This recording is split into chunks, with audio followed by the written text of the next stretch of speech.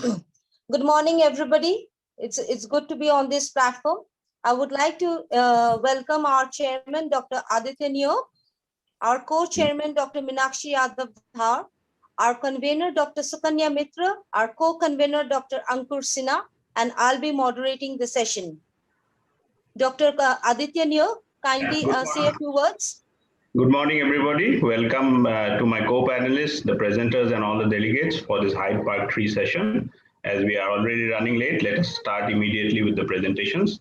I wish all the presenters good luck, and I would ask everybody to stick to their time, which is 4 minutes. And then if we have time subsequently, we'll discuss. Let us finish the presentations first. Yes, Dr. Aditya, we have 1 minute for discussion, 4 minutes for speaking. Let's call the first speaker. Sure. So our first speaker is Dr. Siddhartha Sane. Dr. Siddhartha Sane, can you hear us? I can hear you, sir. Yeah, thank you. Please share your screen. I think I will request that we have the next speaker ready. Yes, let me announce the next speaker, Dr. Anurag Narula. Please be ready.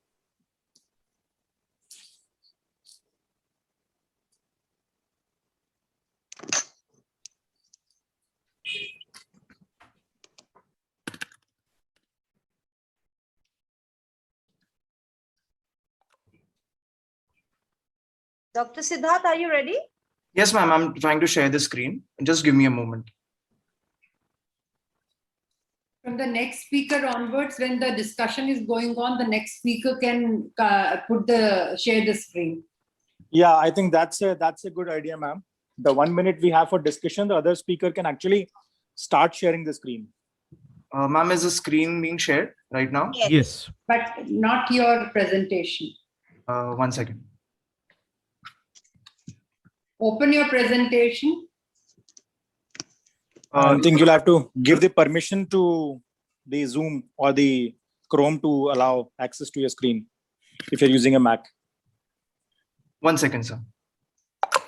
Till then, let me quickly announce that next Dr. Anurag and Dr. Dipti Tiwari, they are not here yet. If they hear, they can just raise voice. Dr. Upali is there. So I request Dr. Upali to please be ready after this. Is the screen getting shared, sir? Yes. All right. But not your people. Yeah, we can see PPT. Please go ahead. Good morning, everyone. Thank you, AIOS, for giving me this opportunity to present my topic on the use of 5-fluorouracil in high-risk cases of glaucoma.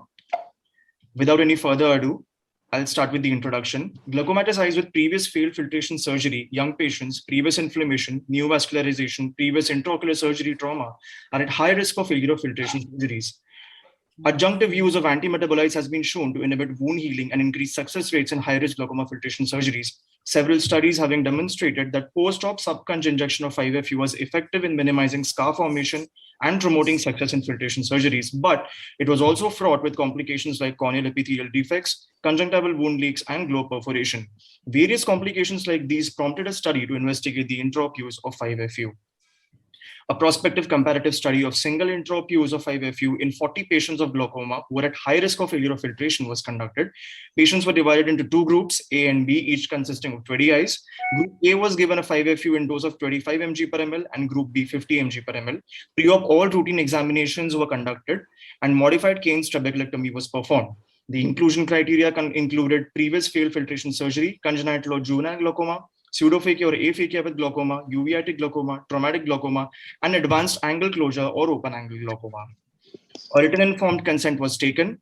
The modified Kane's trabeculectomy was performed. After taking the rectangular scleral flap, a 4x4 mm cotton pledget soap in 5-FU was placed over scleral flap for 4 minutes and flap margins were kept away from pledgets. Copious irrigation with 30 ml Ringer's lactate solution was done. Post-operatively, the patient was given topical dexamethasone plus tobramycin 4 times a day. Follow-up visits were conducted on day 1, first week, 1 month, 3 months, 6 months, and 9 months post-operatively, and all relevant ocular examination were conducted. The criteria for success was divided in 3 groups: complete success, qualitative success, and failure.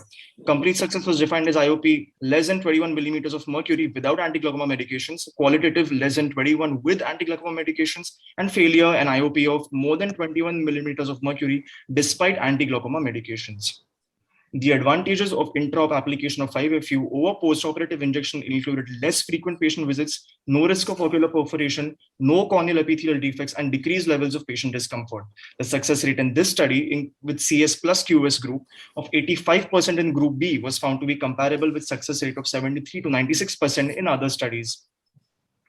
The IOP lowering effect in groups A and B was 53.2% and 56.7% respectively, which was found to be slightly higher than the 42% reduction as found in the study by Bell and others. No corneal complications were reported in either group in this study. No cases of hypotonia maculopathy were reported in this study, and no bleb leaks were reported in any case under study for a period of 1 year during follow-up. The only limitation was that the study period of 12 months was found to be inadequate to determine long-term success or late complications, as late bleb leaks and endophthalmitis might occur later. Non-sight-threatening complications like shallow AC was seen in 4 patients in group A and 5 in group B, but it was responsive to pressure patching, while hyphema was seen in 2 patients from group A, which resolved spontaneously. Concluding the study, it was found that the intraoperative use of 5-FU was found to be safer and more effective as compared to post-operative injection. 5-FU in the dose of 50 mg per ml was found to be more effective than the low dose of 25. However, 5-FU of high dose also showed a higher complication rate than the 5-FU of low dose 25 mg per ml. Following are the references for the study. Thank you, sir. Well on time and well presented. Thank you, Dr. ma'am. Anurag. Dr. Siddharth Sane. Yes, ma'am. Our next speaker, Dr. Upali, wanted to get some time. And I guess Dr. Naredi just left the meet. So do we have Dr. Gariashi ready? Hello, Yes, ma'am. am I in? Gariashi is ready? Yes, ma'am. Okay, okay.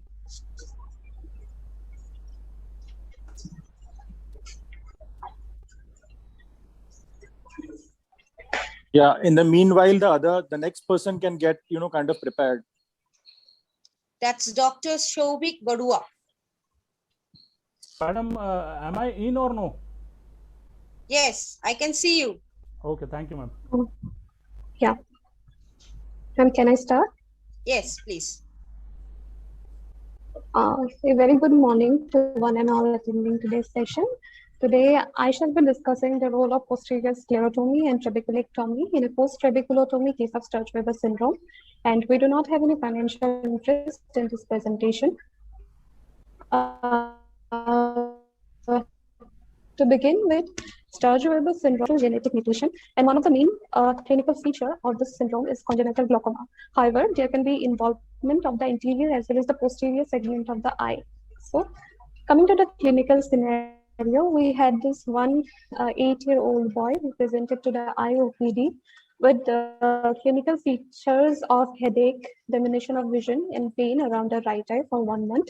He was already an established case of Sturge-Weber syndrome, and he also had the history of trabeculotomy at 6 months of age. On clinical presentation, we could notice a port-wine stain that was present on the right side of the face and the neck, and it was present since birth. On clinical examination, the best corrected visual acuity of the right side was 6/60. Ocular melanosis was noted along with presence of aberrant episcleral vessels on the right eye. The cornea was edematous with intraocular pressure, with rise of intraocular pressure, which was 42 millimeter of mercury. On fundus examination, we could notice a choroidal hemangioma, and a narrow angle was detected on gonioscopy. So the patient was planned for several investigations. The ultrasound B scan of the right eye was normal. The chest X-ray did not reveal any obvious abnormality. However, the echocardiography showed ventricular septal defect. To rule out any neurological involvement, EEG was done, but the EEG record was normal. CT changes, as well as there was presence of focal calcification, which was synonymous with the findings of Sturge-Weber syndrome. Also in the MRI brain, that was suggestive of leptomeningeal angioma. So we had the port-wine stain, we had this choroidal hemangioma, as well as leptomeningeal angioma. And hence, it establishes the diagnosis of Sturge-Weber syndrome. Finally, the patient was planned for additional surgery, as the trabeculotomy that was done at 6 months of age failed to control the intraocular pressure. Initially, the patient was given topical beta blockers, but that failed to control the intraocular pressure. So under cover of the beta blocker, we went for posterior sclerotomy as well as trabeculectomy of the right eye under general anesthesia, following which the child was apparently doing well and intraocular pressure was controlled. So coming to the discussion, Sturge-Weber syndrome is a rare genetic disorder with an incidence of 1 per 50,000, where the association with glaucoma is 30 to 70% of cases. However, the treatment is challenging because of its early onset, severe visual field impairment at the time of presentation, and the unresponsiveness of the patients to standard medical treatment. Also, the success rate of the surgeries are very low in cases of Sturge-Weber syndrome. Primarily, we always go for a procedure like goniotomy or trabeculotomy, but additionally, the patient requires other surgery like filtering surgeries or valve implantation for long-term control of intraocular pressure. So to conclude, in this, the purpose of presenting the study is to discuss the role of posterior sclerotomy, trabeculectomy under the cover of topical beta blocker to control repeated attacks of childhood glaucoma in Sturge-Weber syndrome. These are my references. Thank you. Well presented, Dr. Lakkar. I would Thank you. request the panelists to question Dr. Lakkar. Is there any role of oral beta blockers in the hemangiomas? Studies have shown that even medical therapy do not show much. No. My question was like when we're planning a surgery in these cases, there's a lot of risk of having a choroidal bleed Yes, sir. because of the choroidal choroidal is there. hemangioma. Yes, So sir. do we give oral beta blockers to sometimes kind of prevent having these Yes, sir. That suprachoroidal may be hemorrhages? given. So that may be Yes, so given. that may be given. That may Yes, be given. So we did not use that kind of thing in this patient. No, sir. So Sturge-Weber definitely is one of the difficult forms of glaucomas, but yes, oral beta blockers can also be used to kind of limit the bleed, and definitely a surgery is required in these cases. Yes, sir. Anyone else with any more questions? Okay, so coming to Dr. Shobik Barua, are you ready? That was very intelligent move. Till then, you were asking questions. Dr. Shavik shared his presentation. So I request all the speakers, please do this same thing. Yeah, I think the next one, I think Dr. Sudipta, you can ask the Yes. next one to be ready. Yes. It's Dr. Lakshmi Mai Bepi. Are you here? No response. So Dr. Raki P. D. Cruz, kindly be ready with your presentation. Okay, ma'am. Okay. Can I start, ma'am? Yes, Dr. Shobik, please start. Thank you so much, ma'am. A very warm good morning to one and all. I am going to discuss a role of freshly prepared amniotic membrane graft for a case of symblepharon which was managed in our institute. We don't have any direct or indirect financial interest in this presentation. So now coming to the introduction, we all know amniotic membrane is the inner layer of fecal membrane that is composed of three distinct layers. It has been used in ophthalmology since time immemorial. The first use was done by D. Roth in 1940, and these are some of the indications of amniotic membrane graft transplantation. And some of them are cicatricial, pemphigoid, Stevens-Johnson syndrome, and pterygium. Also done in my case, it's a case of symblepharon where this was done. So symblepharon is defined as a partial or complete adhesion of the palpebral conjunctiva of the eyelid with the bulbar conjunctiva of the eyeball. Coming to the history proper, the patient who happens to be a 50-year-old male hailing from Arunachal Pradesh presented with complaints of inability to open both eyes for last 20 days. It was associated with pain, which was inside was in onset and was gradually progressive. It was associated with discharge, which was thick and yellowish since last 2 months, and there is history of sticking together of the lid margins for last 20 days. The patient doesn't give any history of oral or genital ulceration. Coming to examination, there was no obvious abnormality noticed in general examination. However, the head posture was found to be slightly tilted upwards, and the eyebrows were found to be raised in local examination. On ocular examination, the findings of right eye and left eye were found to be quite similar. The eyelids were thick and edematous hyperemic, and additions were noted in both upper and lower lid at the medial and lateral cornices. The palpebral aperture was found to be narrow, and it was measured to be 3 mm vertically in both the eyes. The extraocular movements were found to be restricted in all quadrants due to the additions. Routine blood investigation and other investigation was done, which revealed no obvious abnormality. Conjunctival swab was sent to the Department of Microbiology, which revealed a picture suggestive of Staphylococcus aureus. So based upon this clinical and diagnostic workup, we can come to a provisional diagnosis of scleral symblepharon, most probably due to membranous conjunctivitis. The patient was taken up for management, and initially he was managed conservatively using antibiotic and lubricating eye drops. Then he was planned for freshly prepared amniotic membrane transplantation. Amniotic membrane was obtained freshly under sterile conditions from a human placenta, which was obtained shortly after elective section. Then it was prepared after washing it with balanced saline solution containing specified doses of penicillin, streptomycin, amphotericin B, and neomycin. Then surgery was done. The normal steps were done, like the adequate exposure was first given. Then ocular surface reconstruction was done by the amniotic membrane to cover the Barrett's sclera, to reform the fornix, and to cover the denuded palpebral conjunctiva.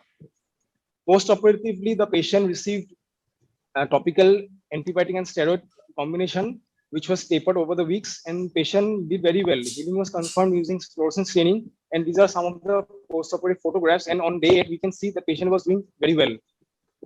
Now coming to the discussion, we all know Streptococcus pyogenes and cornicobacterium diphtheria happens to be the most common causes of membranous conjunctivitis, which is seen commonly in the adult population. To manage a case of symblepharon, freshly prepared amniotic membrane has got many benefits, like it's cost effective, then it's easily available, because other forms like the cryopreserved amniotic membrane becomes very costly and it cannot be afforded by many patients. There are some other materials that can be used, like conjunctival autograft, mucous membrane grafts, etc., but it's very cumbersome to prepare those grafts. So I believe in a case of symblepharon, conjunctival, freshly prepared amniotic membrane plays a very important role. These are my references that I have used for making this presentation. Thank you for your patient hearing. Thank you, Dr. Shobik. An excellent presentation. Any question from the panelists, please? How did you ensure that it was did you do any serum staining, like there was no HIV or HSV? Yes, ma'am. Yes, ma'am. Actually, before taking up the patient for surgery, we went to the Department of Obstetrics and Gynecology. After taking an informed consent from the patient party, that means the donor, the mother of the baby, informed consent was taken. And before that also, the patient was taken up for this routine serological investigation, because nowadays for every cesarean section, all the viral markers are tested and it came out to be negative. After that only we took up to the placenta and we prepared this graft. Fine. Thank you. Thank you, ma'am. Any more questions from anybody? Then we'll go on to the next speaker, Dr. Rakhi. Please go ahead. Okay. Dr. Rakhi. Thank you so much. Thank you.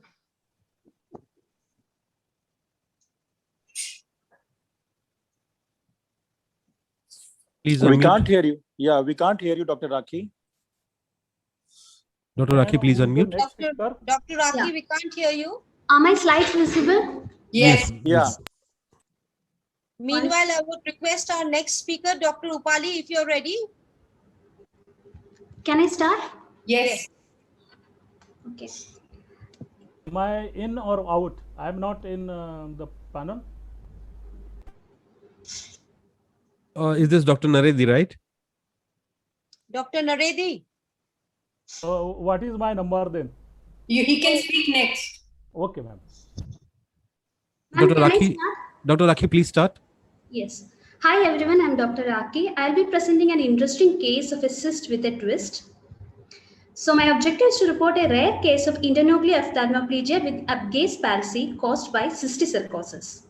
So a 31-year-old young man presented to our OPD with complaints of acute onset of painless vertical diplopia for near as well as distant since 15 days. We did a complete ophthalmic evaluation including B-scan and MRI. So in the past, patient gives a history of sudden onset of right-sided headache radiating towards the neck 15 days back, following which he developed sudden loss of consciousness with seizures, for which he was hospitalized and was advised MRI.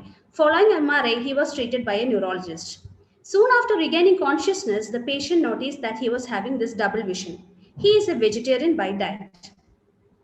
On examination, his visual acuity was 20/20 and 6. Ocular alignment will be described later. Remaining anterior and posterior segment and IOP all were normal. So here we can see in the primary gaze, the patient had a 18 prism diopters of right exotropia with 14 prism diopters of left hypotropia. In the up case, there was elevation restriction in both the eyes. The extroversion was relatively normal, but on liver version, there was an adduction deficit of -2 in right eye with a left eye abduction nystagmus, which was suggestive of internuclear ophthalmoplegia. MRI was available and it showed different multiple hyperintense lesions at different levels, like at the midbrain, at the thalamus, at the occipital lobes, which was showing contrast enhancement also.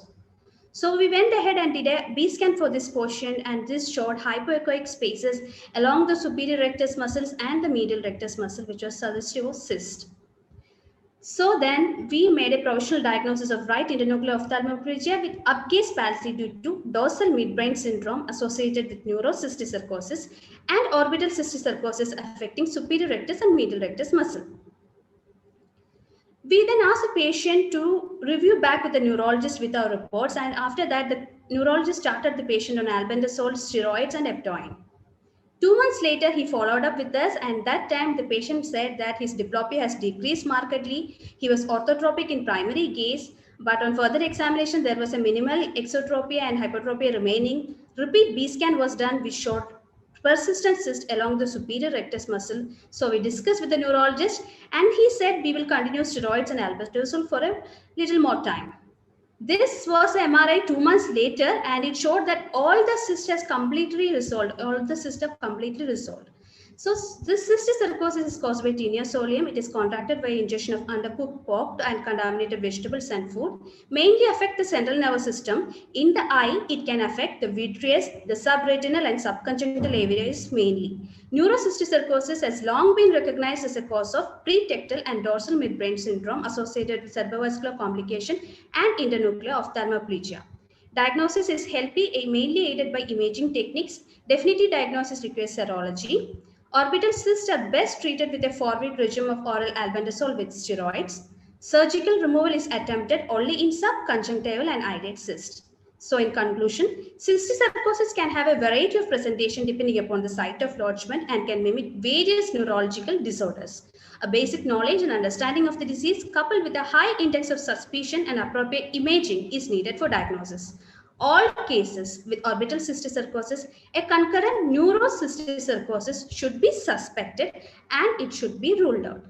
Thank you everyone for the patient here. Thank you, Dr. Rakhi. Any questions to Dr. Rakhi from the panelist? Dr. Rakhi, you had used the word up gaze restriction, and then we are talking about paralysis. Restriction typically means restrictive strabismus, not paralytic strabismus. Yes. So we should be using the word up gaze limitation. Yes. So limitation could be a restriction as well as paralysis. Yes. So restriction has to be used very restrictively. Okay, sir. Okay. So it's an interesting case. And I think it is difficult to delineate whether it was a superior rectus or a superior oblique cysticercus. Yes.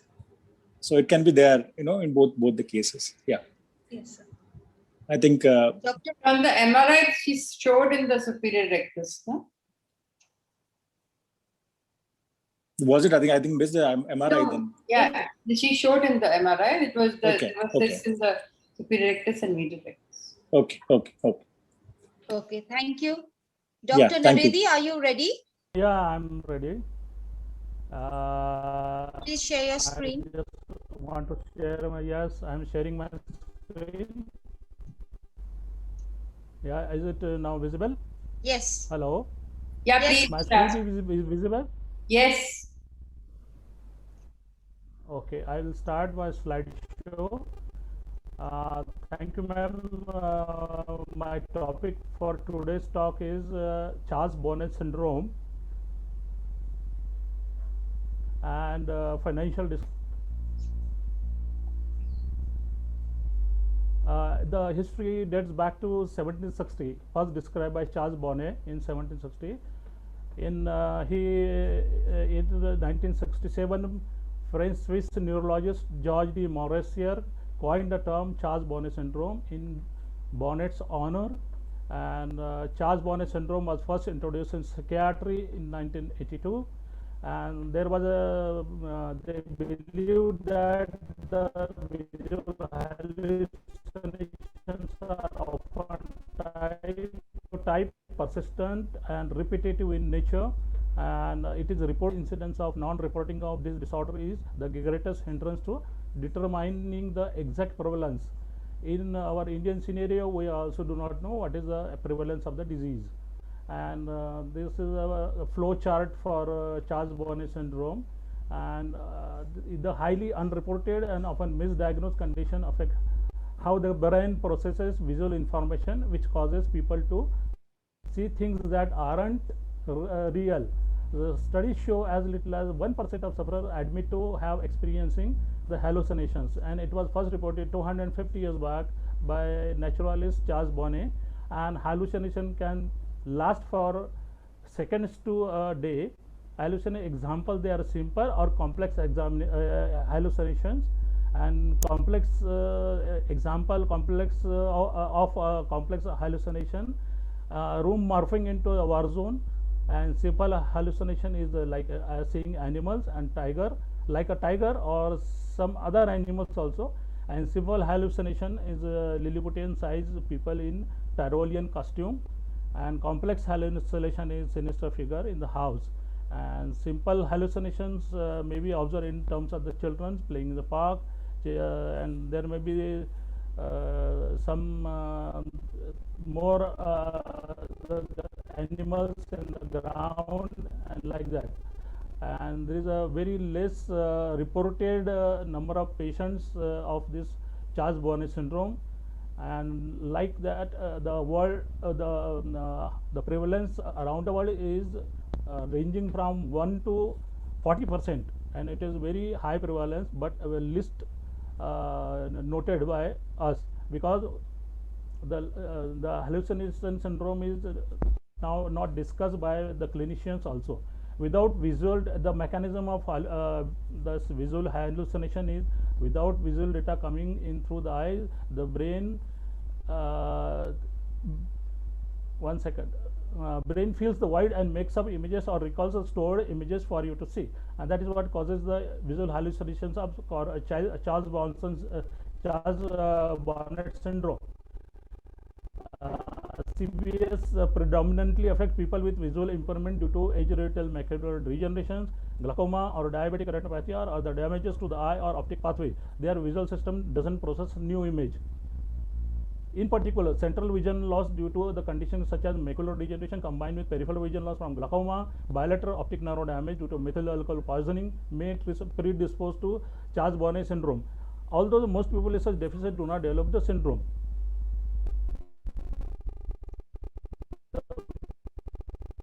Symptoms.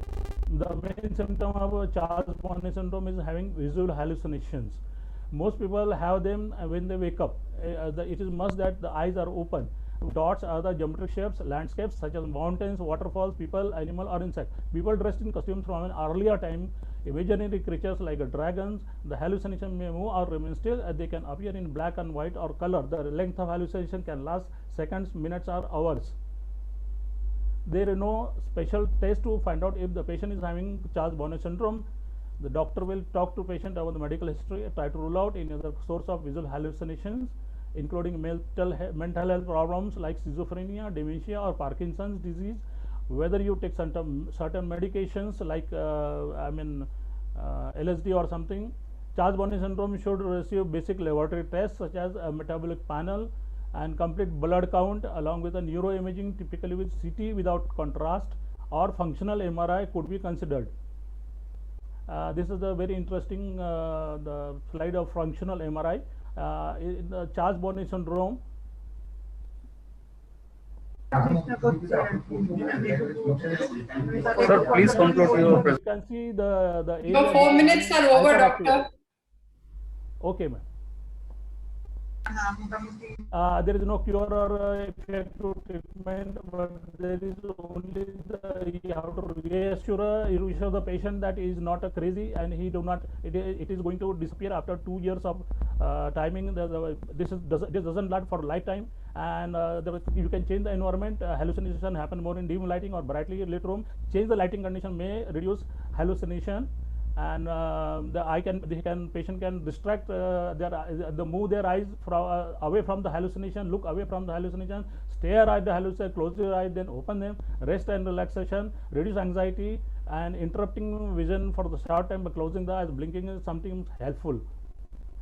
And over the time, more you see the hallucination. I think, sir, you'll have to finish it up because we have a lot of. Doctor, kindly conclude. Yeah. Yeah, I'll just finish it up.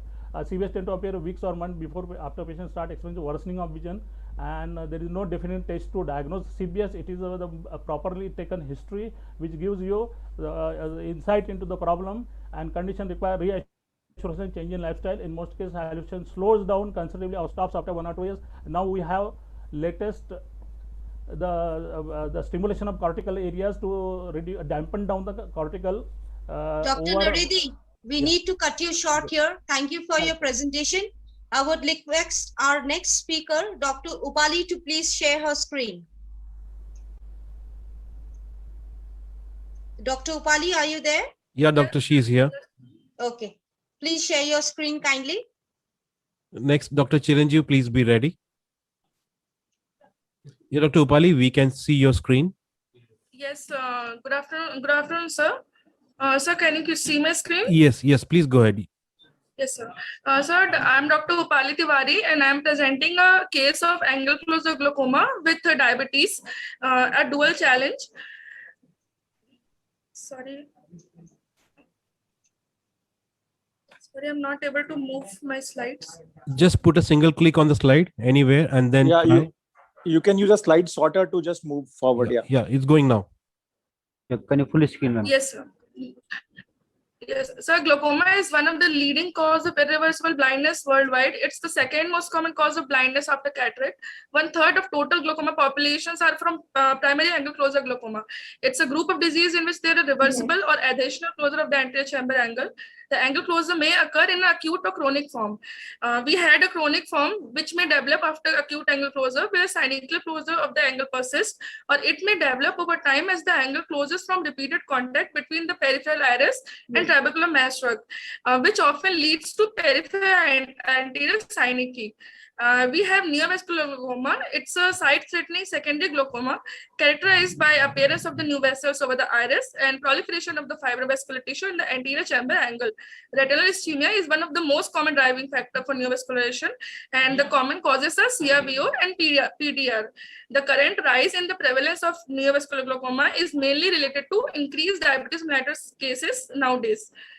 I had a patient of 60 years, female. Patient came with a complaint of ocular pain, redness, and diminution of vision in left eye since 15 days. According to the patient, she was apparently all right 6 years back when she developed diminution of vision in both eye. In left eye, the diminution of vision was mildly painful, associated with redness and watering, headache, and she has had multiple episodes of the same complaint. In right eye, diminution of vision was sudden in onset, painful in nature, associated with redness, watering, and floaters. She had multiple episodes of same associated with headache and vomiting also. She has history of right eye trabeculectomy by documents 2 years back, and history of left eye cataract surgery and with intravitreal injection 4 months back. She was using eye drops, brimonidine and timolol combination and dorzolamide when she came to the hospital. And she was a known case of diabetes mellitus type 2 and systemic hypertension, for which she was taking medications. In the ocular examination in right eye, the vision was with no perception of light. Conjunctival congestion was present with a well-formed bleb suggesting trabeculectomy. Cornea was clear, anterior chamber was shallow with VH grade 1. Iris color was normal, pattern was disturbed, and posterior synechiae were present in the eye. Hyperpigmented patch was present in inferior temporal quadrant of the iris. Pupil center and not reacting to light. Cataract was the lens is cataract, NS grade 2, and the NCT was raised 24.7 mm Hg. And in left eye, vision was PL positive and PR accurate. Conjunctiva was congested, cornea was clear, anterior chamber was shallow, VH grade 1, and in the pupillary margin, vascularization was present in the iris and it was extending up to the periphery. There was also ectropion uvea was present in the iris. Pupil was also central and not reacting to light. Shining reflex was present, indicating pseudophakia, and distal pressure was raised, but NCT was non-recordable. In the fundus, the patient didn't comply to the fundus picture because she was already in very much pain when she came. So we took the liberty to draw the fundus. The media in right eye, the media was mild hazy due to lens opacity. There was vitreoretinal traction bands associated with slight vitreous degeneration present. Disc margin was distinct and circular. CDR was 0.9:1, and the blood vessels in the veins were dilated and tortuous. Foveal reflex was not appreciable. In the general fundus, we had vitreoretinal fibrovascular traction bands present in the supratemporal and supranasal quadrant. In the left eye fundus, the media was clear, disc margin was distinct, and neovascularization was present in the temporal margin of the disc. And CDR was 0.8:1. Foveal reflex was not appreciable. In general fundus, there were multiple flame-shaped hemorrhages present in all the 4 quadrants, and there was a neovascularization tuft present inferior-temporally, which suggested CRBO. My provisional diagnosis was right eye proliferative diabetic retinopathy with angle closure glaucoma, glaucomatous optic neuropathy with endless grade 2 cataract. In the left eye, CRBO, neovascular glaucoma, and glaucomatous optic neuropathy with pseudophakia. We did the investigation. We couldn't do the Okay, FFA. Dr. Rupali, we Yes, need to conclude your talk. Is Yes, there ma'am. any questions for Dr. Rupali based on differential diagnosis? Dr. Upali, why was the NCT used for measuring the pressure? Any specific reason? Sir, because the patient was not complying to another form of the other form of management of IOP because she was in pain, so she didn't comply to Shiodes or anything else. Okay. Do you do appellation? Yes, ma'am. Do you Yes, do ma'am. appellation? Actually, if you're presenting in a forum, Yes, NCT ma'am. is not the one that you should be using. Yes, And ma'am. when you are presenting a small suggestion, you don't have to go on with the history so much. And what was the basic reason for you to be presenting this case? My basic reason was presenting this case because I found it very compelling because she already had angle closure glaucoma beforehand, before the diabetic part, and she got in the right, she already had proliferative diabetic retinopathy. She has no vision. She has already glaucomatous damage all over in the right eye, and she just had done cataract surgery 4 months back. And after the cataract surgery, most probably the neovascularization developed, and neovascular glaucoma in the left eye then developed in the eye. That's why I found the case compelling to present, ma'am. I'm sorry, it was not well versed. Please do a proper workup when you are presenting. Yes, ma'am. Yes, And you don't need to go on, and your slides should be also more succinct rather than giving a text and prose. Thank you. All the best. Next speaker is Dr. Chiranjeev Singh. Are you ready? If you aren't Doctor, ready, can you please unmute, doctor? Yes, ma'am. Good morning, sir. Good morning to all. Are the slides visible, sir? You have to share it again. You stopped sharing. Please Okay, share it again. So now, sir? Yeah, it's coming up. Yeah, it's visible now. Please go ahead. Okay. Thank you. Good morning to all. Thanks, AOS, for giving us the opportunity to present a case. Here I report a case, a patient coming with an open angle glaucoma following a surgery. So basically, in an introduction, as we know, the secondary open angle closure following surgery is more common, while open angle incidence is higher in after vitrectomy surgeries. In the pathophysiology, as we know, the ciliary body, due to the impaired venous drainage, following the congestion and the swelling of the ciliary body happens, it rotates the anteriorly and causes the shift of the lens iris diaphragm, resulting in angle closure.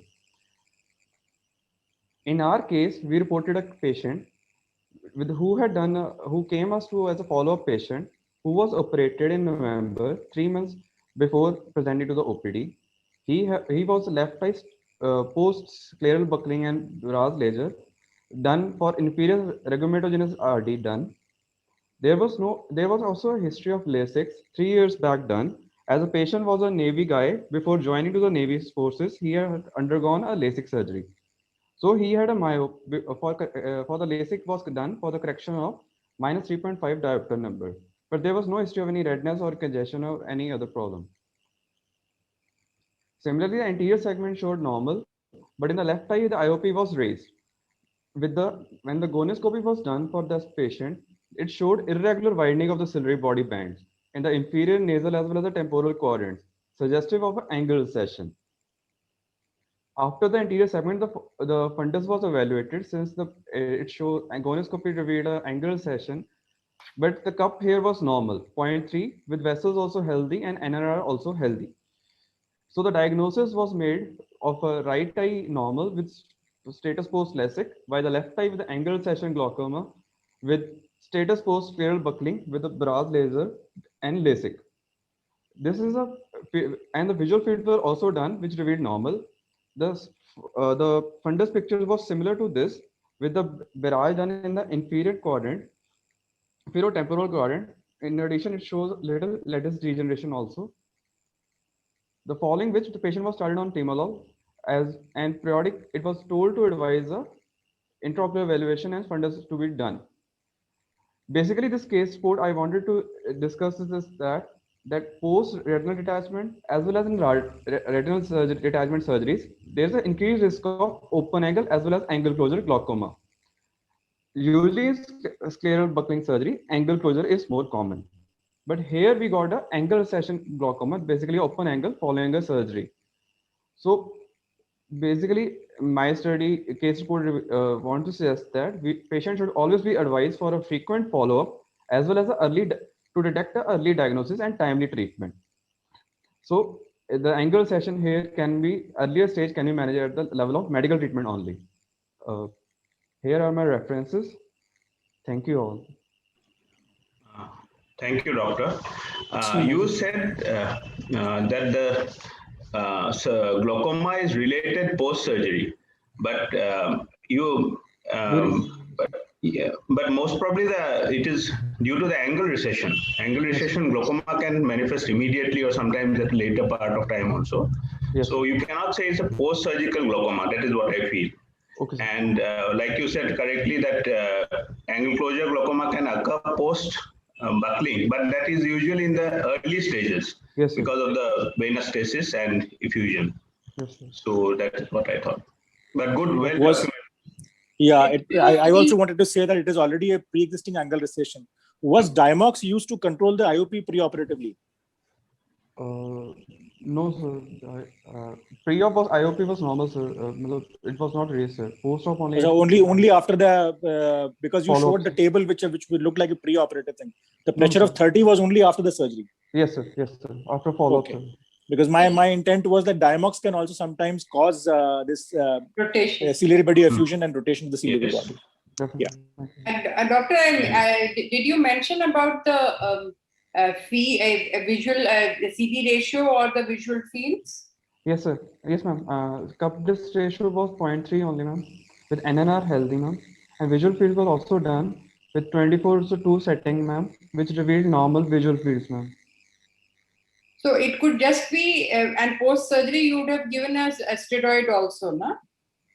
Yes, ma'am. Generally, post-surgery it was given, but still after the duration of 3 months, it had a, we were about to stop the medication for anti-glaucoma, it had a raised IOP, ma'am. So Fine. that's why it was suspected. Thank you. Thank you. Okay. Thank you, Dr. Chiranjeev. Well presented. Now I'd request Dr. Deepayan Sarkar to kindly present your case.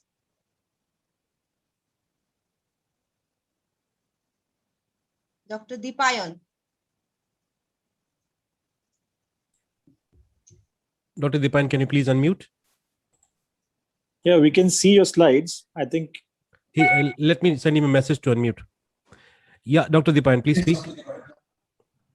Good morning all. Topic for my today's presentation is unusual presentation of a case of uveal melanoma and managed successfully at a tertiary care center. I have no financial disclosures. A 66-year-old female of Indian origin presented with left-sided headache for 7 months, left eye pain for 1 month, dimness of vision in the left eye for 1 month. She was a known hypertensive for 5 years and was controlled under medication. She had left-sided severe throbbing headache for 7 months with waxing waning course, not relieved on analgesics. Investigations done by general medicine failed to establish the etiology of headache. The patient started having left eye pain, which was dull boring in nature, and gradual dimness of vision for the last 1 month. The vision decreased to PL negative in the left eye in 20 days. The patient consulted ophthalmology after complete loss of vision in the left eye.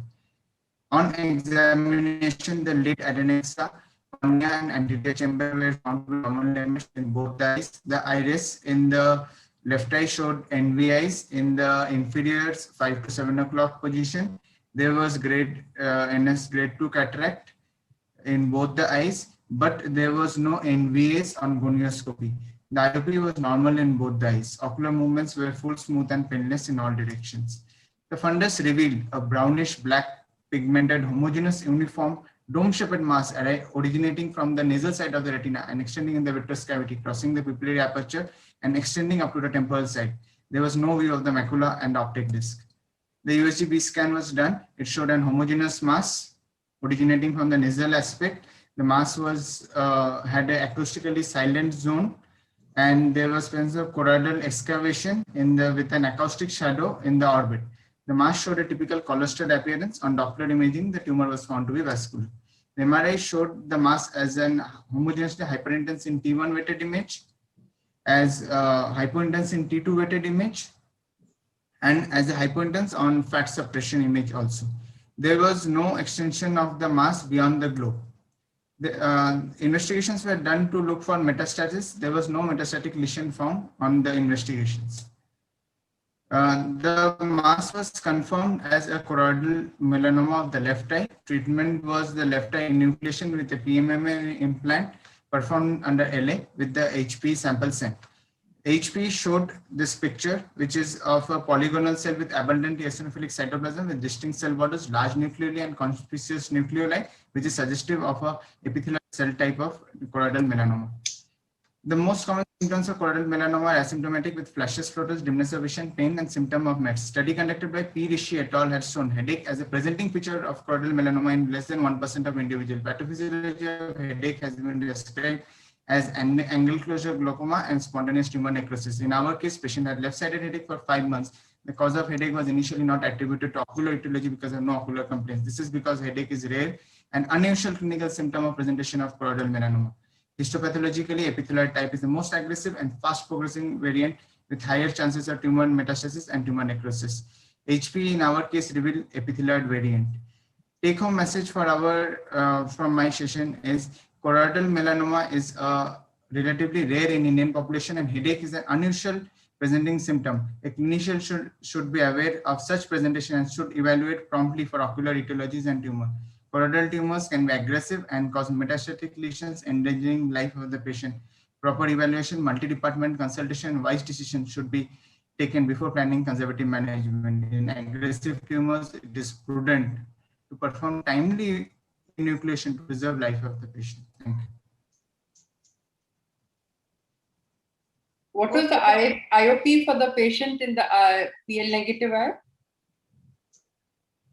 Ma'am, 16 and 20 mm of HG. In the PL negative, it was 20 mm of HG. She did not give any history of red eye in the preceding time? No, ma'am. She just had a history of headache, chronic headache for last 7 months, and then she started having pain in the left eye for last 1 month, and the vision deteriorated to PL negative within next 20 days. This was the only feature of the patient. Thank you. Thank you, Dr. Deepan. I would request Dr. Darshani Maria to please share his screen. Dr. Darshani. Hello. Yes. Good morning, ma'am. Please share your screen. I have already shared, ma'am. Is it visible? Not visible at all. No, it's not visible, Dr. Darshani. Please stop and share it again. Okay. Okay, sir.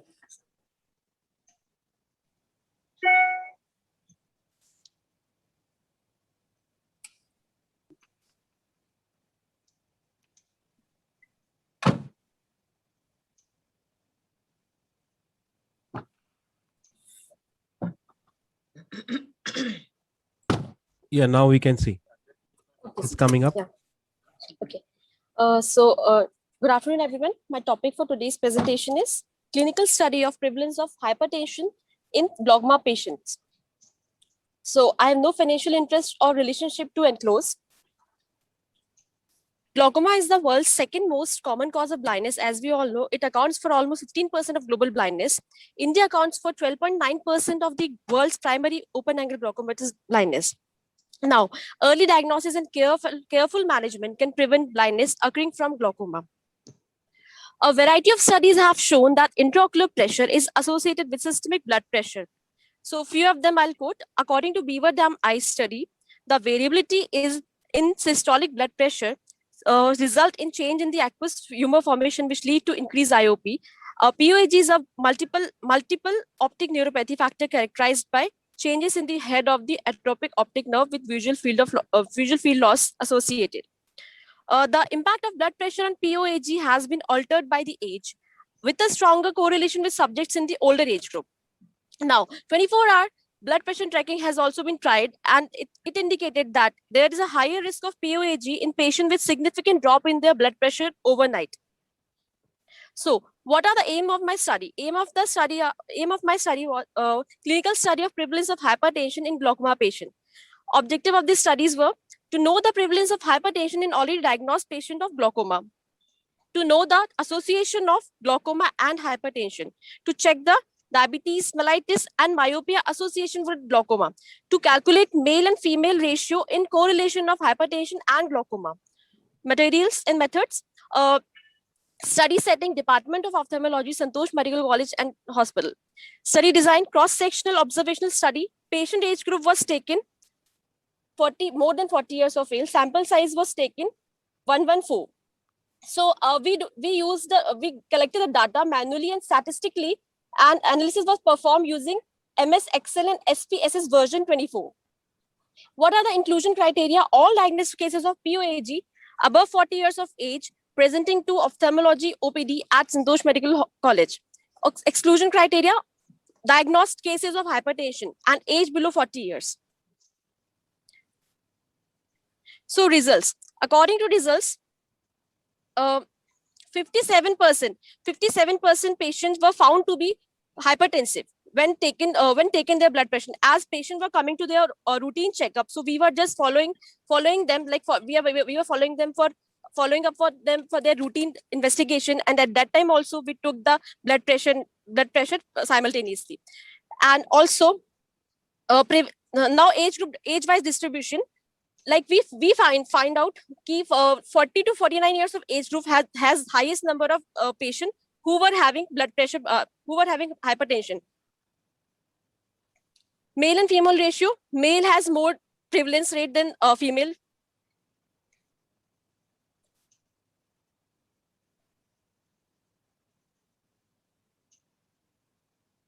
Okay, and relationship with diabetes mellitus, number of POAG patients with diabetes was found out to be 31, and POAG patients without diabetes mellitus were 83. Myopia was found to be 5.2% in all that hypertensive patients. Discussion. In our sample, 6 out of 114 patients had myopia, 5.2%, and there was no significant correlation with POAG, which is close to the result in the population-based study by Vijaya et al. Myopia had a statistically significant association with POAG in the Arvind Eye survey. In the Blue Mountain Eye report, myopic subject had a double to triple increased risk of glaucoma compared with non-myopic subject, and the risk was independent of other risk factors for glaucoma and IOP. So the correlation between diabetes and POAG showed a trend towards significance, and effect persisted even on multivariate analysis, which was similar to finding of the Beaver Dam study. The Blue Mountain Eye study endorsed the link between diabetes and POAG, although no correlation was found between POAG and diabetes and Arvind Eye survey. Even in the Baltimore Eye survey indicated it was not linked to diabetes and POAG. In our sample study, there was no statistically significant association between systemic hypertension and incidence of POAG, which is consistent with the result from Barmoda's studies, eye study, and the V et al. Study. This was contrary to some population-based research, such as the 11th Blue Mountain Eye study, the 15th Egna Newmark study, and 47 Baltimore Eye study. There was also no major gender difference between patient with and without POAG in population-based study conducted in rural and urban South India and Central India. The study of the Blue Mountain study disease showed a higher prevalence of POAG in women than in men, and similar results were seen in the study of Andhra Pradesh eye studies. Gentle reminder, doctor, time is up. Oh, okay. In our so, sir, should I continue? I'll just conclude with the conclusion, sir. Yeah, I think you can conclude. Yeah. Yeah. This was a cross-sectional study conducted among patients with primary open-angle glaucoma visiting the outpatient department of Santosh Medical College. A total of 114 patients with POAG were evaluated for concurrent presence of systemic hypertension. 114 patients, 73 were males and 41 females. Systemic I think you hypertension already was said all this, doctor. Just say the last thing. You already said that in this slide. Sum it up in one sentence.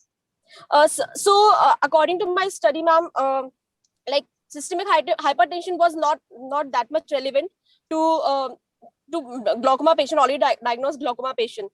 So it was around 57.9%. It was not that much significant. Dr. Darshini, this was your thesis presentation? Yes, ma'am. Please, when you next time when you present, sorry to be telling you this, but your topic is on systemic hypertension and POAG. Yes, ma'am. Yes, ma'am. And it was already in patients who are already established POAG. That's right? Yes, ma'am. Yes, we were finding. So if you have already established, it's not incidence. Incidence of POAG is in people who, in a general population, where you suddenly find them to be glaucomatous. Here you have taken patients who were already glaucomatous. Yes, ma'am. Yes, ma'am. That was the part. The criteria is not right. And for you to bring in myopia and diabetes, it confuses the whole picture. You could have just stuck to hypertension and taken the diastolic blood pressure relationship. You could have taken, tried to calculate ocular perfusion pressure. It would have been much more in the study. Thank you. Okay, ma'am. Thank you so much, ma'am. I guess Dr. Ishita has started sharing her screen. So I would request Dr. Ishita to please present. And Dr. Manpreet Kaur, you would be the next speaker. So please be ready. Dr. Ishita, can you hear us? Good morning, sir. Good morning, panelist. Yeah, please go ahead. Am I present? Yeah, please go ahead. Yeah, good afternoon. Sorry. Today I'm presenting a case report on conjunctival malignant melanoma. Sorry, my slides are not moving. One second. Just have one single click on anywhere of the slide. Yeah, it's not. Yeah, it's going now. Yeah, thank you, sir. The purpose of this presentation was to report a rare case of conjunctival malignant melanoma and its treatment outcome. So conjunctival malignant melanoma, I'll be abbreviating as CMM. It is a rare but potentially life-threatening cancerous growth of the eye. It arises from the melanocytes amongst the basal cells of the conjunctival epithelium. It's quite an uncommon tumor and comprises of 2% of all the eye tumors and 5% of the melanomas in ocular region and 0.25% of melanomas overall. So the overall incidence is quite rare. It's 0.24 to 0.8 cases per million. Usually it is first identified clinically around puberty or earlier adulthood, and it can arise in any region of conjunctiva, and most commonly the perilimbal bulbar conjunctiva. But in rare cases, it can extend into globe and orbit also. So clinical metastasis usually occurs first to the lymph nodes, that is the preauricular and the mandibular lymph nodes in about 45 to 60% cases with regional metastasis. So tissues most commonly affected by metastasis are lung, liver, brain, skin, and bone. Here I'm presenting a case of a 29-year-old male who presented with swelling in the left eye near the medial canthus since 7 years. So this swelling suddenly, it was initially a pinhead size and it progressed to the current size, which I'll be showing in the next picture. It was painless and there was no sudden change in the size or the color. So the associated complaints of this patient was continuous redness and watering and intermittently since 3 months, and it was not responsive to any treatment. He didn't present with any history of anorexia or weight loss. The patient was moderately built and nourished and conscious to time, place, and person, very well cooperative, and no other systemic abnormality found other than the hyperpigmented plaques and macules that were seen on the left lateral aspect of neck, clavicle, forearm, and palms. Head posture was erect, ocular posture was asymmetrical. As we can see, there is exotropia here and due to mechanical restriction. Visual axes were not parallel and facial symmetry was symmetrical. So levo elevation depression were restricted, and there was there were restriction in the movement. On anterior segment, there was a 4.4 to 4.4 by 5.6 millimeters of single black colored mass that was noted arising from the bulbar conjunctiva to the medial canthus. Medial to the medial canthus, it was firm in consistency, not mobile. At irregular edges, no tenderness or pulsations were noted. Otherwise, the anterior segment was normal. So surgically, this patient was managed. There was left eye wide excision of the mass was done with clear margins, followed by a 360-degree cryoablation around the margins and the base of the lesion. This was followed by amniotic membrane graft that was done. All of this was done under local anesthesia. So the first picture shows the wide excision of the mass, and it was taken out in toto, followed by cryoablation of the clear margins and the base of the lesion. And this was followed by amniotic membrane grafting. So this patient was prescribed topical steroids and antibiotic combination, and the mass was sent for histopathology. This is the post-operative picture, and the mechanical restriction on the medial side was also reduced in the left eye.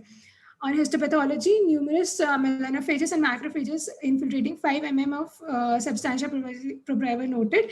According to AJCC, that is American Joint Committee on Cancer Classification of the Conjunctival Malignant Melanoma, it was T2C, which is less than or equal to 1 quadrant and any caruncular involvement at all. So coming to the discussion, the CMM is a rare tumor with an increasing incidence. Thorough history should be performed and including details of sun exposure. Hello. Madam, your time's up, madam. Please conclude the presentation. Yes. In all cases should be referred to oncologist for detection of systemic metastasis. This patient was eventually also consulted on whether to note for any changes in the other plaques that were present on his body. Thank you. Doctor, what would be the indications of exenteration for melanoma, conjunctival melanoma? Ma'am, if it is involving the orbit, ma'am, then, and if it is local, if it is malignant, if it infiltrates the substantia propria, it can invade if it's affecting the vision, and if it is gone into the orbit, then we'll have to do the exenteration. What is your follow-up on this case?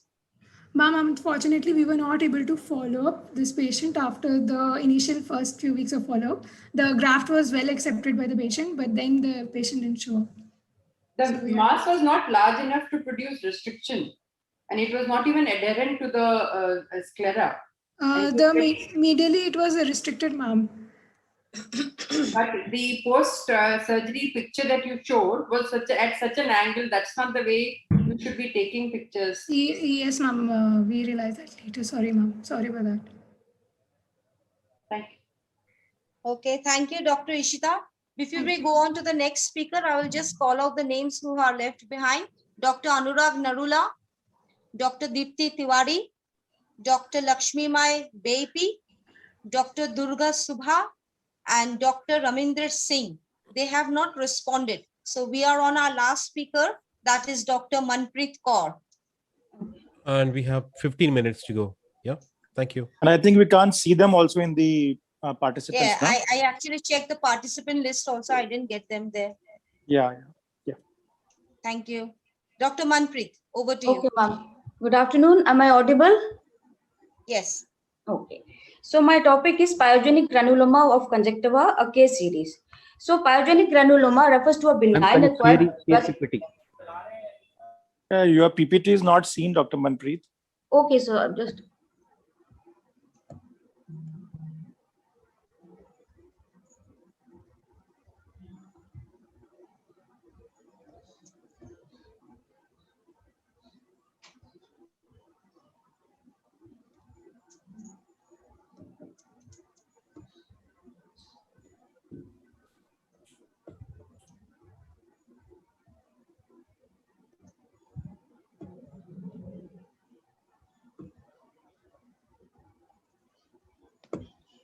Yes, doctor, can you please click on the share screen? Yeah, sure. Is it visible now? Yeah, it's visible now. So pyogenic granuloma refers to a benign acquired vascular lesion commonly seen on the skin and mucosal surfaces. It is also called lobular capillary hemangioma. The term is a misnomer because the lesions are neither pyogenic nor granuloma. It is a fibrovascular response to a tissue insult such as surgical or non-surgical trauma or inflammation. It is most commonly seen after surgery for pterygium, squint, chalazion, or other spontaneously. The pathogenesis is thought to be secondary to local tissue hypoxia within the traumatized endothelial cells, which result in the expression of the growth factors such as vascular endothelial growth factor and basic fibroblast growth factor, leading to aberrant healing and growth.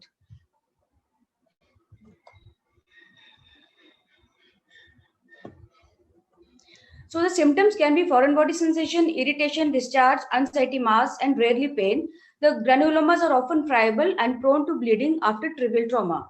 On examination, it presents as an elevated, fleshy red, richly vascular mass, may be sessile or pedunculated with an underlying stalk. The surface may be smooth or rough and friable. The differential diagnosis ranges from squamous papillomas to malignant tumors like squamous cell carcinoma, melanotic melanoma, and Kaposi sarcoma. The management can be medical or surgical. Medical in the form of corticosteroids and timolol eye drops have been tested. And surgical is the excision followed by the cautery, and cryotherapy at the base is the most common practice, but recurrence is not rare.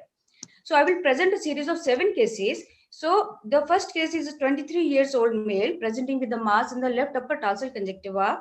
The second boy is 13 years old, and he had a history of a chalazion 3 months before the presentation. And this is thought to be because of the spontaneous rupture of the chalazion. And this third case is a female 30 years old presenting with the mass in the right upper tarsal conjunctiva, and we can see a fibrinoid necrosis. Case 4 is a 17-year-old male presenting with a mass in the left lower tarsal conjunctiva. He had a history of some accidental installation of some foreign body in the eye 1 month back, and after that he developed the symptoms and this rapidly growing mass.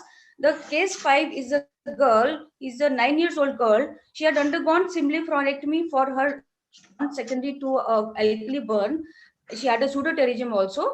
And after excision of this pseudopterygium and the symphylophron, she developed the pyogenic granuloma at the limbus on the superior nasal quadrant. And this is the slit lamp view of this pyogenic granuloma. Case 6 is a female, again 22 years old, and she presented with a mass on the bulbar conjunctiva just near the plica seminularis. And case 7 was a female who was 60 years old and presented with the mass with a history of bleeding and growing mass from the last 1 year. So 1 month. So this slide summarizes the findings. So the age ranged from 9 years to 60 years. 4 were female and 3 were male. The duration ranged from 1 month to 3 months. The eye involved was left in 4 cases and right in 4 cases. And the lesions were mainly pedunculated only in the case 6, where it was sessile. And the size ranged from 3.3 millimeters up to 10 into 6 millimeters. And interesting finding is that there was no definitive history of trauma or surgery or inflammation in 4 cases, and only 3 cases had a positive history of chalazion, trauma, or surgery. So all the cases underwent excision under infiltration anesthesia, and cauterization was done at base, except case 5 with the girl who had symphylophron, and the tissues were sent for histopathological examination. Post-operative treatment was given in the form of antibiotic, steroid, and lubricating air drops with ointment at night. And follow-up was done at 1 week, 2 weeks, 1 month, 6 months, and 1 year. And no recurrence was noted in any case. And this is the histopathological examination. So we can see here there is a capillary proliferation in a lobular pattern with mixed and acute and chronic inflammatory cells. The overlying epithelium is ulcerated at places. So these are the typical findings for a pyogenic granuloma. So coming to the discussion, pyogenic granulomas are also known as lobular capillary hemangiomas, and they represent benign acquired vascular tumors that usually follow an episode of inflammation such as surgery or trauma. Removal is indicated for cosmetic reasons if the granuloma becomes prone to bleeding or when the mass causes discomfort. Simple excision at the base of the lesion is the treatment of the choice, and pathological examination of the specimen after removal is recommended for definitive diagnosis and to exclude the presence of malignant tumors such as squamous cell carcinomas. And to conclude, pyogenic granulomas usually occur in response to trauma, maybe surgical or non-surgical. but may also occur without any predisposing factor, can occur in any age, and histopathological examination is useful in confirming the diagnosis and to rule out other differential diagnoses. So these are my references. Thank you. Well presented, Dr. Manpreet. Any questions from the panelists? It was a well presented series of cases. Yes. Thank you. So we were on the last speaker. So that ends our Hyde Park 3 session. Thank you to all participants, our panelists, our hosts, our co-host. Thank you for this lovely session. Anybody else wants to speak on this?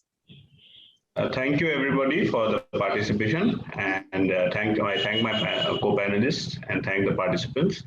And my request for the participants is like try to write it up and send it as a case report. Some of them presentations are very interesting, and that is the way we should not let it end at this point and try to go forward.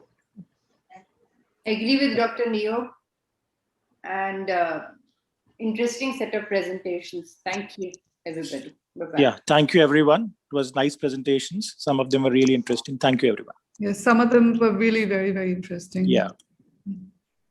Thank you then. Bye-bye. We have managed to give you more time.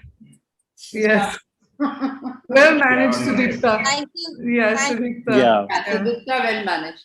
Yeah, you, I think starting the presentation in between discussions was a good idea, Dr. Sudeep. Yes. Yeah. Yes. Thank you so much. Thank you, Dr. Sanjay. Well coordinated. Thank you. Bye. Bye-bye. Bye-bye.